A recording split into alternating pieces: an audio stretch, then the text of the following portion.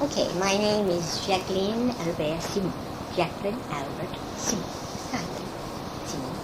And I was born in New York and raised in New York. And I had what I thought was an extremely mild life. It was mainly a life of the mind and the imagination until I had the good luck to meet my husband, quite by accident, through a French friend married to an American man, and I was very young and was just getting out of school. And I was found it a marvelous thing. I was attracted to older men, and my husband was somewhat older than I, 20 years. And so it just fit into my feelings about my father and my life, and it was a wonderful thing to meet someone like that who was so young in spirit and heart and looks, and yet to me seemed mature and someone I could count on. And so I was happy to get married on the condition that I would have a baby immediately, which indeed I did within the first 9 months that we were married. And I was enormously preoccupied with my baby and wanted to have another one, and we were traveling a bit, going to France, and I was learning to speak a bit of French, then college French, which I had just finished when I met my husband.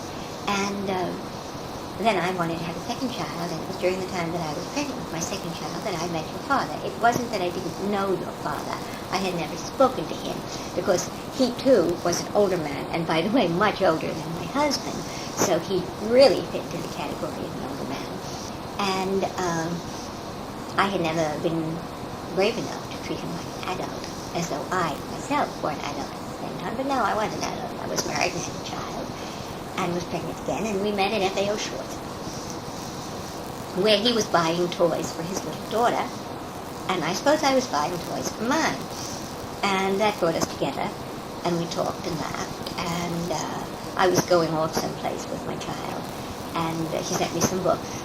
Actually, I know the book he sent me. It was The Real Life of Sebastian Knight, and which in fact I had not read, which I reread not too long ago and thought of him.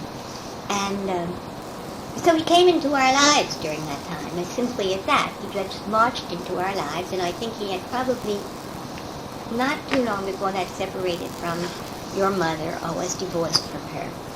And so there was this little girl, a bit older than my little girl, and so the two children had to meet and play together, and all that was charming.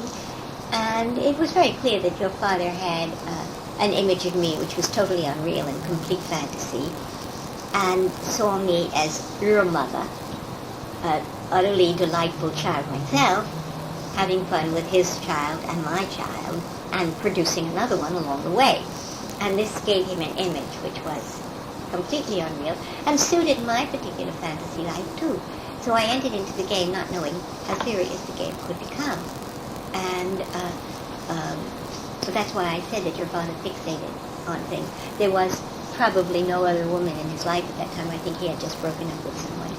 And, or I think, it was my guess. And so he became part of our lives. And he did, in fact, say often to my husband, est-ce que tu te rends compte, mon vieux, si quelque chose t'arrive? Je serai toujours là pour tes enfants et ta femme.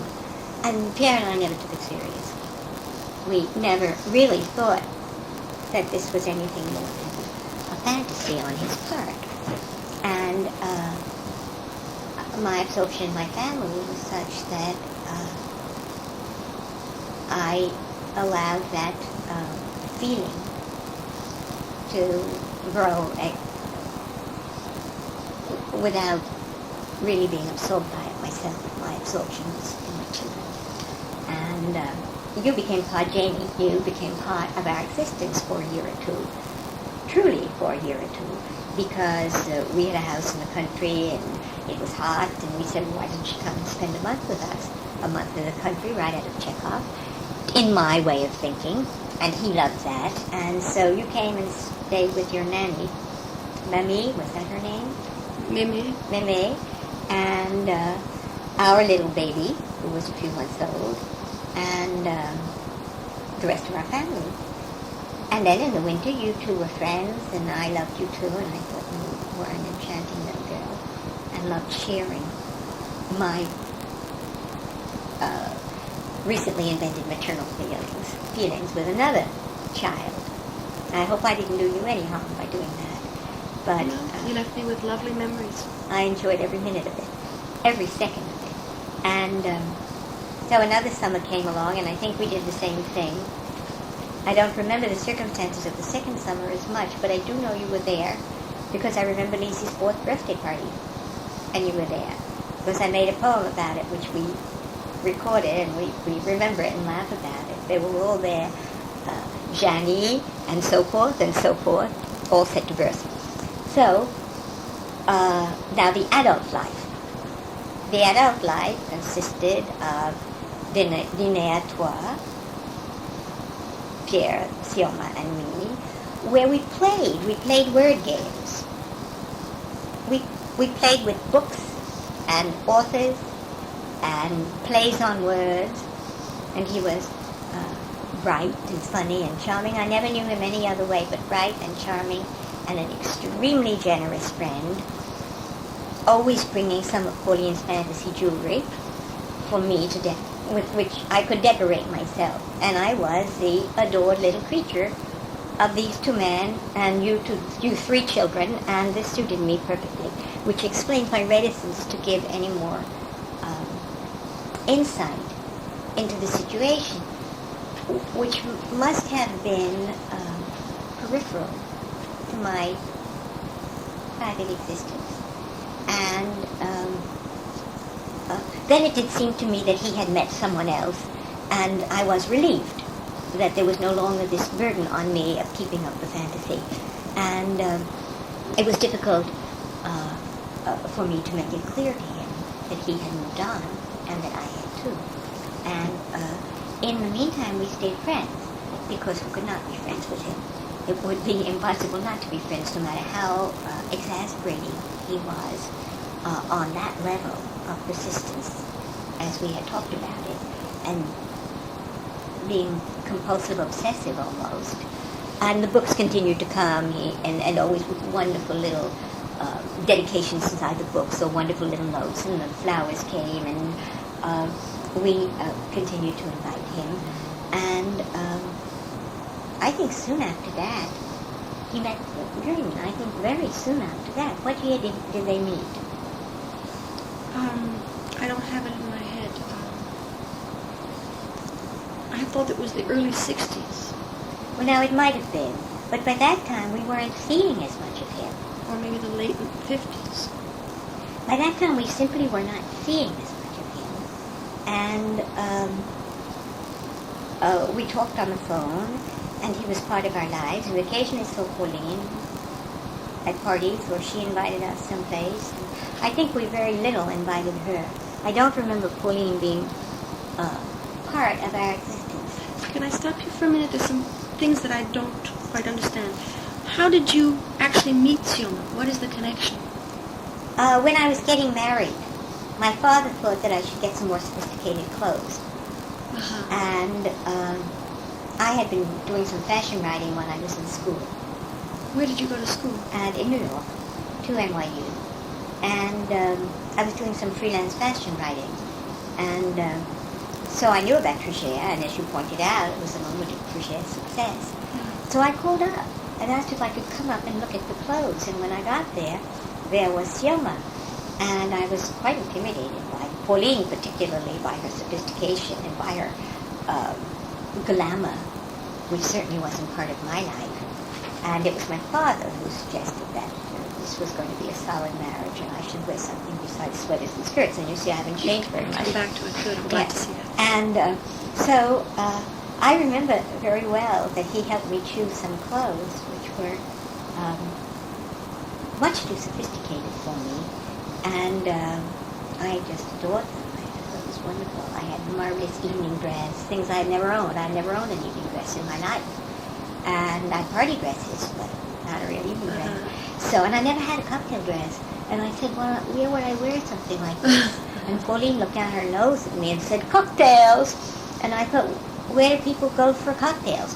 So you see, I was really probably sort of an astonishment in a more sophisticated world, and I think that was my attraction to both of them. And also I was a quick study. So by the time I met you, I was perhaps rather more worldly. the other thing is, where were you born? Where? In New York City, right here. As you grew up in the city. Oh yes, I grew up in New York City. I'm a pure American. But you have a little Third accent. generation Is this an It was an accent you picked up? affectation it was an affectation that I picked up when I was 14 or 15, and my family all teased me about it and made fun of me, and the affectation became the reality. We invent ourselves. Yes. You grow into a personality, and along the way, as I explained to you, I lived in a fantasy world because nothing ever happened to me. I was a sick child and home a lot. I had polio when I was 10, and I read. I did nothing but read, so I lived in a total fantasy world. What is your family's, your father's business? My father was, well, of course, that appealed to Sioma too. My father was a professor who was teaching mathematics and Russian literature till my mother, whose family was more worldly and had money, and which my mother wanted, persuaded him to go into her family's business, some kind of textile business, which was never important to him or to us, except that it supported us all very well. He went from being a professor to being in business and textile? Yes, he did, and he did very well with it. It's an interesting switch. And he never particularly enjoyed it, but he did well at it. I mean, certainly we never heard financial problems in our family or any worries of any kind, and we traveled and went to camp and trips and had a what neighborhood? Middle class life, right here, across the park on Central Park West. Oh. So I never moved very far. And I used to skate across the park to school. And you could skate across the park then, even when you were 12, 13, and 14. There was no danger for anyone. So I am a true New Yorker. Really? And both my parents were born in New York, too. So. Where is Pierre from, and what is his business? Pierre is French and was born in Paris. And his business was aircraft and electronics in America. And he had his own companies in France that manufactured aircraft, electronic components for aircraft. And then his business expanded into medical electronics and things of that nature. Is he still doing that? No, actually he sold his business 3 or 4 years ago, and now he does occasional consulting. Il gère ses propres fonds and things of that nature. He only improved my French a great deal. Well, he corrected me constantly and gave me books to read, which he thought would be good for me in French, classics. I think he liked to do this with young women. He did. To educate them, to bring them up. He did. So there was Pauline, and there were others, perhaps. Yes. There was you, and there was Gun. Yes. And then there was the real child. There was me. Yes. So I think this is a role he obviously liked. Oh, I know he liked it, and or he needed. Let's put it on a more serious side. It was synergistic. It worked for him, and it probably worked for the young women in his life, because it was very flattering to the image. The younger the woman, the more flattering the concept. I think when I met him, he was almost 30 years older than I. I think I was 22 or 23, and he was almost 50 or was 50. So, well, he was 47 when he married my mother, who was 29. Yes, so then he kept breaking down. Yes. But that was, he really was I couldn't say that he was a spiritual advisor, because he was not. He wasn't, I don't think he was interested in me at all, except his image of me. I never really felt that, as my husband was interested in me and my own development as a woman. Person. Yes. I think that all of a sudden it gave me this image of a medieval knight that creates his lady. Mm-hmm. And it doesn't really matter what she's like. It's just this image you take with you of what she is. Then you go fight battles for her. Yes, I think it's an extremely romantic image. But considering his own background and his own intellect, it fit in perfectly. What, I mean, you hint at it. Speak freely. What do you think about him? What do you think you know about? Well, I think you're forcing me to think more about him than I have thought in 30 years or so. I don't mean to make you uncomfortable. What I want is information from other people's point of view of this person. To make him less of a caricature. I thought of him then as really a fey character, and I still do. If I think back on it, I think there was something he wanted to be that. He wanted to present himself, at least to us and to me, as somebody, the word I used here before, he was elusive. He would come and go in your life until I wanted him to go, and then he became a compulsive daily visitor, you might say. And that became very trying to me and very embarrassing. So, I know of he's a very stubborn person. Somebody recently who was a peer of his in age said, I asked her, what is the trait that quickly comes to mind? She said, oh, he was stubborn. He would get an idea and you could not budge him from it. Well, I don't know about that because I didn't know how many ideas he had. Well, the idea, the fixation is an idea.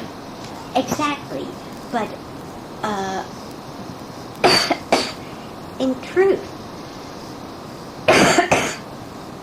I don't think we had a very profound relationship because I don't think he wanted to have profound relationships with people.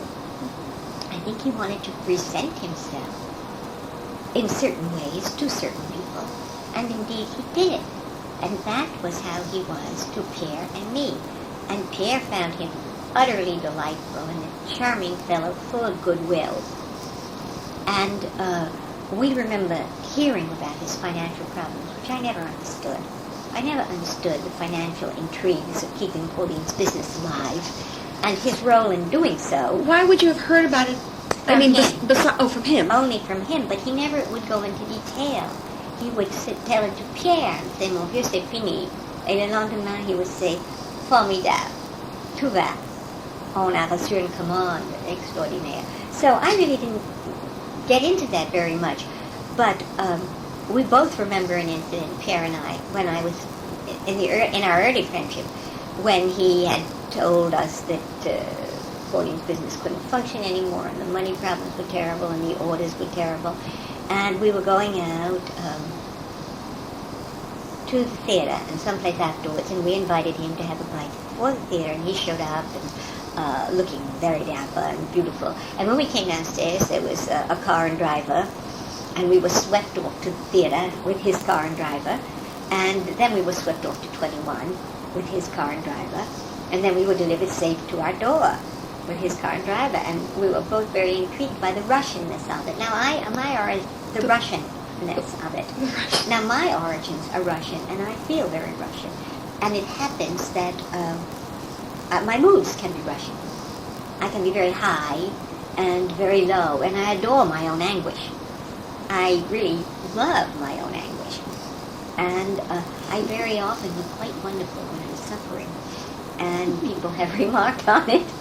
And so I understood his flair for the gesture, and I enjoyed that very much, and responded to it, would go on with the play acting to encourage him in his fantasy. So I don't think I ever really knew the real man. I didn't, even his reactions to you, we can talk about you, and when he talked about you, he never talked about you as Jenny or Jenny. He talked to you about you always as ma petite fille. He never called you by your name to me. He called you ma petite fille. Tu as vu ma petite fille? Tu as ma petite fille avec toi? Ma petite fille a un rhume. Qu'est-ce que je dois faire? Elle a un nez qui coule. Ma petite fille. You were always sa petite fille. Do you know petite fille is the way you say a grandchild? Yes, yes. Nous, on a les petites filles maintenant. But he always called you ma petite fille, and at the time, because nobody I knew had grandchildren except my mother, and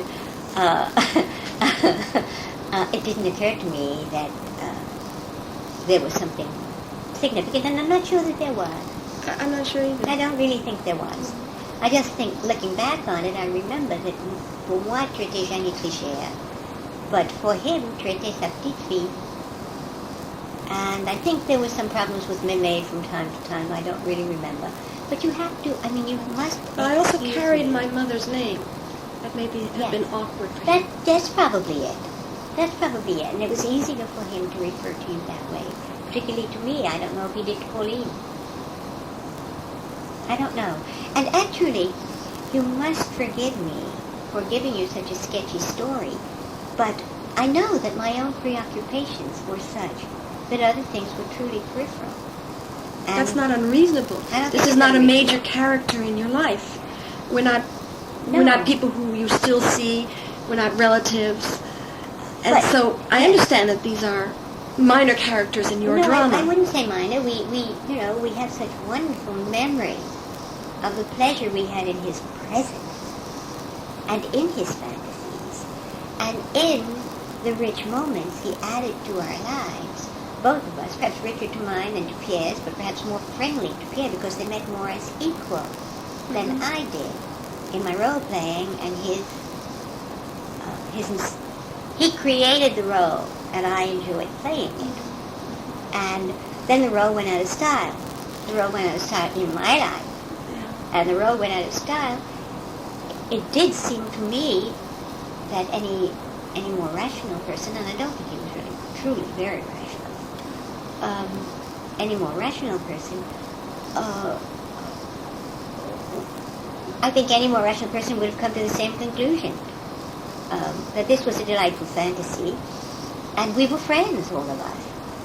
And I do believe that I remember that there was another woman in his life that had been somebody who had been in his life before and came back into it, and I'm very big about that. But she was a charming woman, older than I, at least somebody perhaps already in her 30s, so older, maybe even 40, and charming and very, very attractive, and I was very pleased.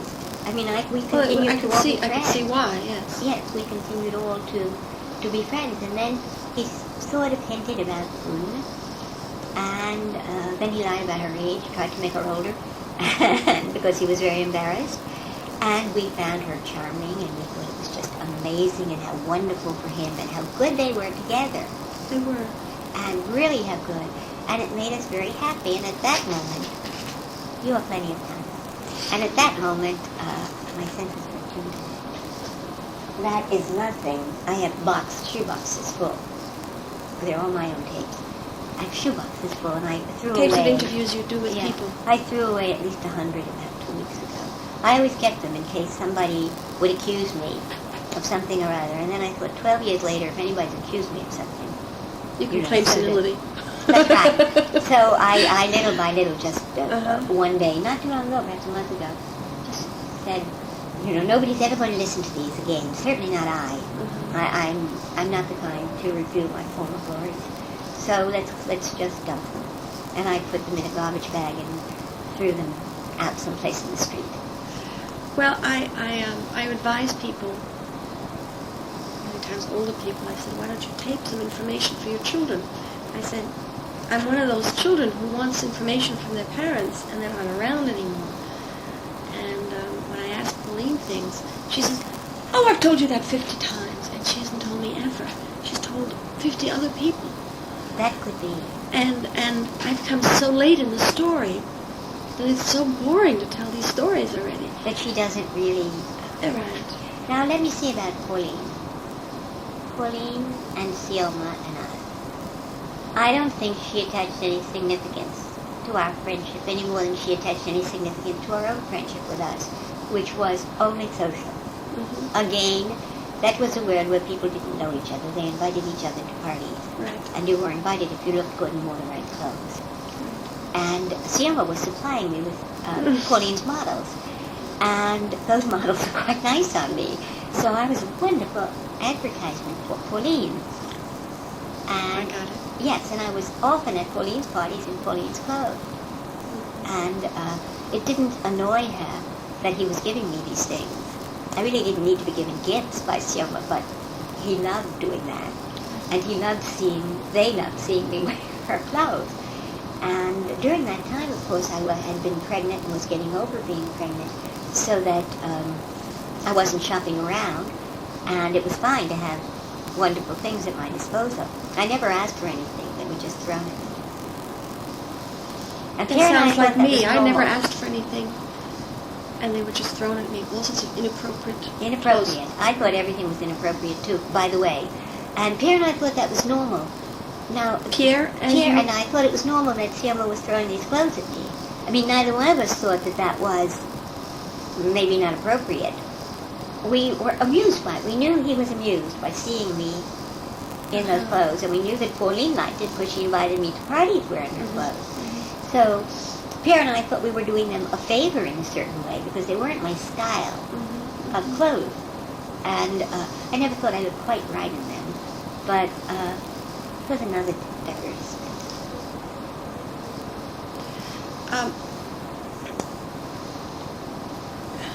He speaks in the letter to Pauline that he did something he'd never done before, which was he complained about the way she behaves toward the problems that they were having, which were further amplified in the letter that had to do with the way she was dealing with him. I think the implication was that she was trying to get rid of him or push him out or something. That he'd done something he'd never done before, which was he'd shared this information with you and Pierre. Mentioned both. So I thought maybe from you I can hear what no one else wants to talk about, or at least no one else who is around. Pauline is the only one. He did. But Pierre was more responsive to it than I, because I really wasn't interested in anything to do with business. And Pierre would explain to me afterwards what he was trying to say. Also, I don't think my French was as good, and he spoke very fast. And so I really perhaps missed quite a bit. And he did complain, and it was very clear that he got on Pauline's nerves, that he would get to the office very early or work very late and leave little notes for people. Did you know about that? I used to get 11-page letters left on the toilet for me to read in the morning. Well, that's what he did. What I'd done wrong the day before. Well, that's what he did all over the office. And he would leave all these notes for people, and people were, I don't know how people reacted, I know how Pauline reacted. And she was very angry about it and annoyed. And Pierre and I had the impression from him that he indeed was the saving grace financially, that he was the one who could handle financial problems and put 2 and 2 together to make it 7.5. This is the impression that he gave to us. The impression that he and Pauline did not get along was very clear to us. But, however, there was a very strong familial relationship between them. They seemed to us very passionate brother and sister, involved in each other's lives to the extent that they could never separate themselves. And it seemed that it was symbiotic, that Pauline could not do without him, and what would he have done without Pauline until Fern came into his life. And so that's another thing that, again, I'm giving you a sketchy view of it because I'm giving you a true impressionistic view. These things were done with such a light touch. The way he talked about these things was with such a light touch that you couldn't go into his problems the way one does with close friends. We have close friends who've been close friends for many years, and we care about each other's problems. And we are deeply involved in them and we don't feel intrusive. We know when we don't intrude, when we mustn't intrude. We don't feel intrusive when we move deeper into someone's problems. It was not possible to do that with Sioma. A real veneer that keeps you out. Absolutely. I think he was, as I said, elusive. He was also opaque. In his understanding? Well, I think he was opaque in his relations with other people. And so one couldn't get to him, and he really did not get to other people except indirectly through his pedantry. And, but he didn't share. Once he gave you the book, you couldn't share what you thought of it with him. He would tell you what to think of it. So that was pretty pedantic. He had some medication which didn't agree with him, and he didn't go to his office today. Well, do give him my very best. We'll see later. I'm sorry not to see him. We'll see later. I'm sure he will. I always remember him as a very with a wonderful, friendly face. He Make has you- it still. I see from the pictures. I thought, oh wow, he hasn't changed at He all. has it still. Yeah. He's very unmasked, in direct contrast to your father. Yes. And in fact, I came to like people who were more less open-eyed and identifiable than my husband, because what you saw was what you got. It seemed to me, Uh-huh. and so I didn't realize what a complex man he was, and what a truly fascinating man he was for many, many years. It took me a long time to see beyond my own vanity, because he was so in love with me and so proud of me in every way. And you get a simple little girl who has nothing going for her except her brain, and it turns her head. So it took me a little while to grow up and to understand how splendid my husband was and is. You're very lucky. That's a I know. wonderful story. I He's know lucky. how lucky I am. That's I know how wonderful. lucky I am, and I appreciate it, which is why I say that I'm a very private person. I understand. But I think My that in being purpose- my- private, I told you what I have to tell you, and what could help you to understand what made this man different, your father, different from anybody I ever knew. Well, you've confirmed some observations that I had, but I found very few people who know.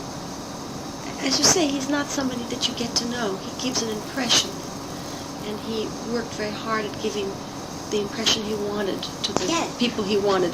So beyond that, when you look to see, well, who really knew him, it's kind of difficult to find. I think it is. I would suspect that the only one who really knew him was Gunnar. I would suspect she lived with him long enough. Yes, and I found something recently that was astonishing, and made me think again if she really knew him. They had a very fine marriage and a good relationship, and what defines a fine marriage is irrelevant as long as it works for that particular... Totally subjective. Right. And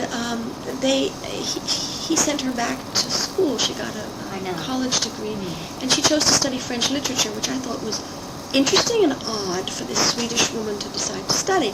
And I decided, it occurs to me that it was because, one, to study the things that interested him, two, to know them enough so that she could say, okay, I know this one, you don't have to instruct me on this one. Have you asked her? I will ask her. Then they went to California. He forced a buyout. Well, they had to buy him out. Yes, I know. The arrangement. And they went off to California, and they were going to start this new retail business. He was 70 years old, and she was whatever, that's irrelevant. But the relevant was the 70 years old. He imagined himself the 25-year-old in France that started a business with his brother-in-law, and that he could do it all. And he must have given her that impression too, and her vision of him must have been, throughout all the possible views and details that she would have seen, she was left with the impression that he knew exactly what he was doing, because she thought she was going to be in California and she was going to go on to graduate studies. When she told me this, I was left nonplussed, because she ran the business. I mean, he could not have done it without her. There was no way that he alone could do this. No, of course not. And I don't know how he could have thought differently. And what is more curious is, how did she not see that? So, based on that, I think he must have really given her an image of himself as fully capable of doing this, and her going to graduate school. Oh, I'm sure that's absolutely true, Jane. I'm completely sure that's true, because if I think about it, what I was saying to you earlier when I said I truly believed he gave us the impression that the financial details of Fortier's business were in his hands.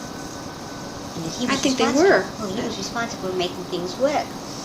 Therefore, if he believed that he had made things work all these years for a a woman with no head for business.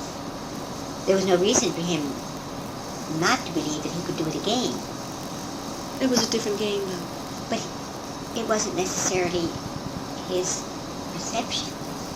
His expectations and his perceptions might have been invalid, but not out of from where he was coming, how he saw himself.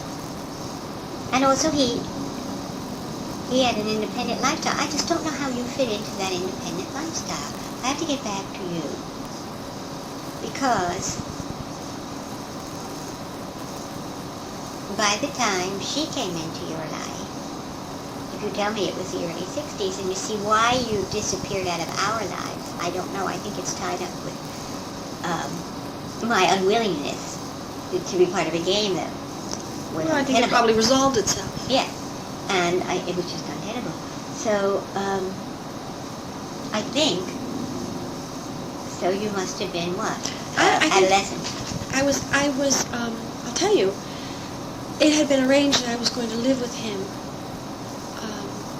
I don't know how many years back that was decided, but it was contractually arranged that I would go live with him for the high school years or something of this described in such a way, I don't know. So I was 12 or 13 when I went to live with him. And my mother said, I won't send Janie to live with you if you're living with that woman, not married, as a last kind of gesture. So Gun laughingly said, it's because of your mother that we got married. So I must have been about 48, into 60, I was 12, so let's say 61 they were married.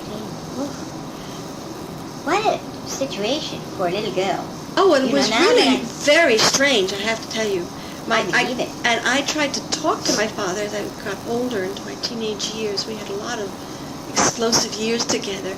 I said, can't you see how difficult it was for me to come here? You were this godlike creature, person that I would love from afar most of the time. And then I come here, and I have to share you with somebody who's really nice, but I have to share you with someone. And that was my adolescent analysis of the situation. He didn't see it, he didn't want to discuss it, he didn't understand it, presumably. And that's okay, I could see why he wouldn't. I mean, he's born in 1902 in Europe. I mean, this is like pre-Freud, right, this is really a different century. Yes, a different, he had a kind of a matter-of-fact attitude about those things, which was part of another century. That's what I said earlier when I said his background, his intellect, his whole culture, his intellectual approach to things was so different from those of us who were quite a bit younger, separated by a very different period in our lives. And a different continent. And a different I think a different continent makes it too. Yes, there were things that he said to me, and I learned from him, which were so alien to my my mother's Jewish waspy. My mother, I always said my mother was the most waspy Jewish woman I'd ever encountered. Very white and delicate and unable to hear loud voices in her home or anything shrill. And we couldn't possibly have horrible things like a pimple on our faces, dirty hair. And my father had that image of her too. He'd always say, look at your mother, look at that beautiful woman, why don't you comb your hair? Look at your mother. Look how pretty she is. And so my sister gave up, and I figured I'd do better. You see, that's very funny, because you're describing something that makes me think of my father. The sense of, you couldn't leave the house without once over, what are you wearing? Oh, yeah. I remember my first real fight with him was over clothes. I wanted to wear this, and he said I couldn't wear that wasn't right. That's right. And I stayed in the bathroom the whole evening because I wanted to wear a petticoat under this skirt that he had made for me. And I think, good for you, Janie, And what I wanted to add to what I said before about Gun is that, in retrospect, I'm extremely grateful that Gun came into our lives and was there when I came. I think that it would have been very, very difficult, because I would have become the fixated. The next, The yes, next you would have fixated become the aunt. next, And yes. indeed, then what you happened could is, never have escaped. You see, you could never have escaped because you would have had guilt had you escaped. and I had such a fabulous out. I mean, he had, first of all, it was split. There were these two Yes. people now. And maybe because there were these two people, he was able finally to leave Pauline. That's possible. So by diffusing yes, it, by it's having very a great deal of emotional give and take at home, he was able to finally Separate leave himself this. from her, from I what mean, I said was this incredible symbiosis. Yeah, that's how I see it too. And it's interesting I because think now your insights well, seem correct to me. well, you are helping me to confirm things that I'm feeling. But I feel like I'm the only one who sees these things. And he was an extremely not just romantic, but He was insistently romantic. He edited his life and yours. When I say yours, all of our lives. yes, He edited us He would into tell me what to unreality. write. He would tell me what to write in my diary. Yes, he literally edited us into unreality, and then he couldn't understand why we'd had enough as we got older. Well, Gunn didn't have enough. It seemed to work for them. Well, that's why they had a good marriage, Yeah. because that was always tolerable to her, and her needs were such that It he worked. satisfied her needs. But he was also very. Why am I blocking this word? It's a significant word. He was seductive. Yes, He was a very seductive father. Yes, he wanted you to love him as his image of himself, Well, I was dressed. I was doll dressed. and he gave you wonderful presents. And I When you think were that that's little. why at 13, had there not been his new wife there, I think it would have been very difficult. Yes, For both of us. It would have been really amazing. Now you have to tell me something. He was living with you. You were living with him when you came and visited us. You were permanently living on 95th Street and Madison Avenue then. No, I would come up to visit for what was the summer vacation in Argentina, which were the winter months here. Well, what were you doing in my house in August? Okay. I also had trouble figuring out it occurred to me, why did I come? It must have been the summer. It was the summer. So I said, so what was I doing there? Well, unfortunately, I have to piece my life together with letters. And I just, in the last couple of weeks, found a letter from my mother to her father and mother. And this is from Argentina. And she makes references to Sioma, wants Janie for 8 months. I don't think I can bear that, but I don't know how I'm going to. He must have asked for me for a year. That's it. So That's it was Of like, course. so that was it. So that was classe de huitième, is the year that's 4th grade. How old was Obi then? No? How old was Obi? Oh, no. Obi was born in 52. Oh, Obi was... I remember him with glasses. Now, he wasn't born with He was glasses. 4. He was 4 when he had his glasses. That's exactly right. That's exactly right. So is that right? Yeah, Have we got exactly right. Exactly right. Yes. So I was he in 4th 4. grade and he was 4. He was 4.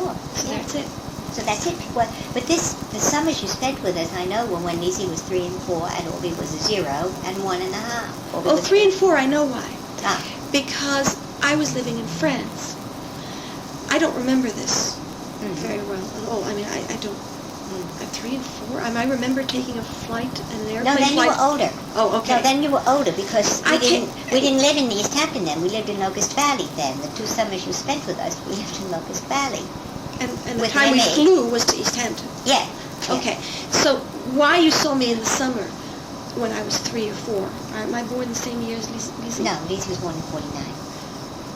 Okay. Well, that period Yes. is because I was coming back from France, To spend the summer with your father. and then we were going on To Argentina. to Argentina. Mhm. And then once I was in Argentina, the schedule changed. And that's why I had That's a really vague the first time memory. he was getting to know me. That's why I had a vague memory of the second year than the first. Now, the second year, you were also too young to be permanently in school. You were of 5, because Lizzie was 4. And that's why you spent some time with us that summer, too. But not as much as when you were 4 and Lizzie was 3. When you were 4 and Lizzie was 3, you spent a whole month with her in Locust Valley with Renee. And did he come out to visit? Yes, he came often during the weekend. I don't think he stayed with us. I don't think we had that much room. I remember the house fairly well. And I think he would come out to Locust Valley just 45 minutes or an hour away. And I think he would come out for the day and go back, either on a Saturday or a Sunday. And our house really revolved around the children, which is what I wanted. And so whoever visited was welcome, as long as the children were part of it. Clearly, he came to see his little girl, 73. You see, I ended up fulfilling a fantasy also, to continue this image of somebody else's fantasy. So he had really inculcated in me, and perhaps we all do this with our parents' fantasies, frankly, that the academic life was the ideal. And I ended up choosing a young man who was obviously going to be teaching. And he was studying medieval English literature. You don't go off into business with that as your background. So when I introduced him, and I was very young, I was 18, 17, I said, he's studying medieval French literature, I said. Or I said to the young man, I said, he was going off to meet my father first time, I said, just talk to him about medieval French literature, and it'll be okay.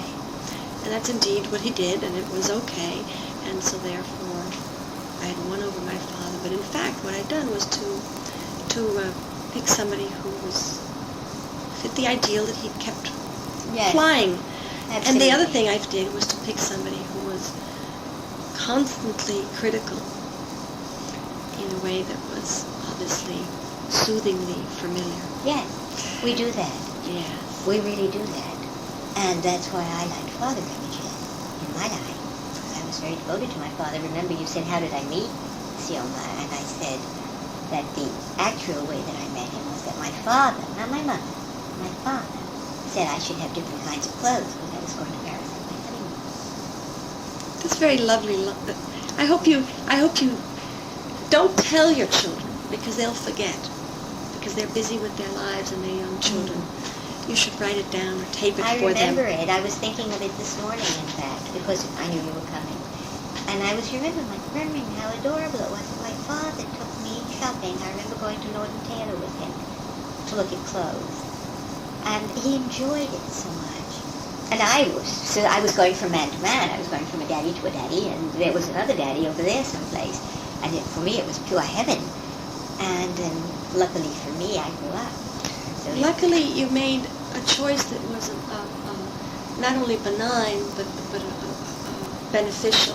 Yes, because he's a fantastic man. And when I said, I'm going back to school, he didn't do the macho thing at all. He said, that's fine, that'll be wonderful. And when things didn't work, he said, oh, can I put towels? And when I was writing my dissertation, he'd come home. Nothing. It'll come. Tomorrow morning, we'll start all over. It'll come. And he just, it was wonderful.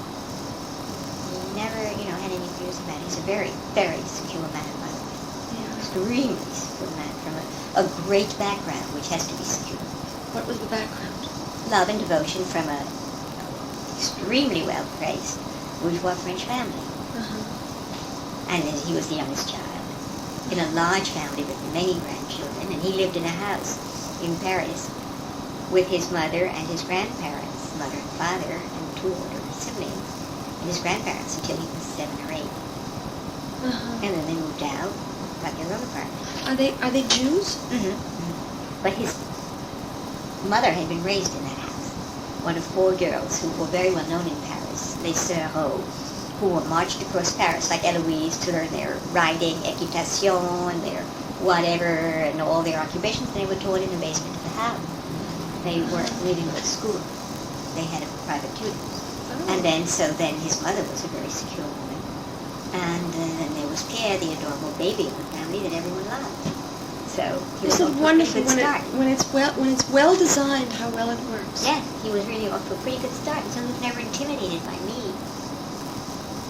And Or anybody else. Or anybody else. But the only one that mattered really was me, I guess, because in order for him to enjoy his life, he needed a marriage. I think so. Anyway, I enough think about me. I think have we finished? I think so. I can't think of anything more that I could add. No, you've said wonderful and very interesting things. You've used descriptive words that are still resonating in my head. And you've been fair. You've gone in both directions. So I appreciate it. Okay. When Sioma was very dissatisfied with what his relationship with Pauline at work. Yes. And I saw a letter where he said, I did something I've never done. I actually complained about you to my friends Pierre and Jacqui. 1953, something happened. Complained about whom? Pauline in the business. Yes. The feeling I had was that she was trying to push him out. And he refers to the Bermuda incident, as if she was in Bermuda and sent him a letter from Bermuda that was explosive in nature and complaining and wanting to get out. This I'm inventing because I don't know. This I'm composing from the hints that I get. Yeah, I tell you, I don't know anything about the Bermuda experience or incident. I know one thing, that he was a great admirer of Pauline, and at the same time he was suffering a lot always that she had very little consideration for him, and she was expecting more that he has accomplished. And there was, I never heard him being really happy in his job. As a matter of fact, we always thought that he was absolutely not made for the job. He would have been, he loved French literature. He was very well educated in French literature, and we thought always that he could be a wonderful professor. But he was not happy in his job, and each trip that he had to go to sell, he was a little bit ashamed of the kind of work he was doing, being more or less not a partner of Pauline, but a salesman, a messenger, to come to, how can I say, to be very kind with ladies of a certain age and come back with some good orders. But all this was done with no joy at all. That's my feeling. Do you see anything else? Would you want me to remember anything else? I think Jacqui, spoke most of the time for you. If you like Jacqui to speak for you, that's fine. And she was very honest and frank about traits of his that were charming and others that were downright annoying. And she confirmed for me a lot of feelings that I had that I couldn't find anybody else who had similar impressions about him that I did. She described anecdotes. So if you want to do that, that's always, anecdotes make a better picture than statements. Then I really don't remember too many anecdotes, but what I know that he was a very kind man, always trying to please, and he was always finding an occasion. It could be a birthday, it could be anything, to bring a book. With Jacqui, as I told you, yeah. A French book. There's a very kind word on it. Jacqui was certainly much more closer than I was. As a matter of fact, he really liked Jacqui very, very much. and flirted a little bit with her. He flirted with every woman. Then he had charm, and people really had a great liking for him, and were very, very happy to have. He was witty, he was amusing. Tell me about the games. She said you used to play word games at the table. That I don't remember. Do you remember his English not being good? His English had never been very good. No. He had a very strong accent. So No, not the accent. He obviously came to this country not speaking English. How did he learn so quickly? Do you remember when it was... Then, I don't remember that when he arrived. No, you didn't know him in 37. Well, I know that he used to tell us all the time, well, not all the time, but quite often, how he was in Paris, the way they moved and the way they came in, the way they struggled. Did he ever tell you about his businesses when he was in Paris? No, I don't remember. I remember that he had a cousin or something, a man called Krunovsky or something like that, was in the leather business, I think. I don't know what he was doing when he was in Paris.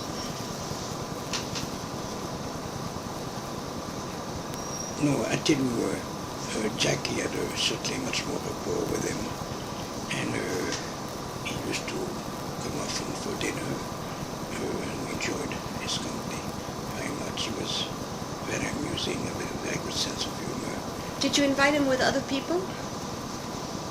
Or usually alone? Mostly alone. As a matter of fact, he used to come whenever he wanted. He was always welcome, and sometimes we called in the morning and he was coming out for dinner. Okay. Non, à tel d'abord j'ai beaucoup, j'ai plus la mémoire que j'avais. Je ferme.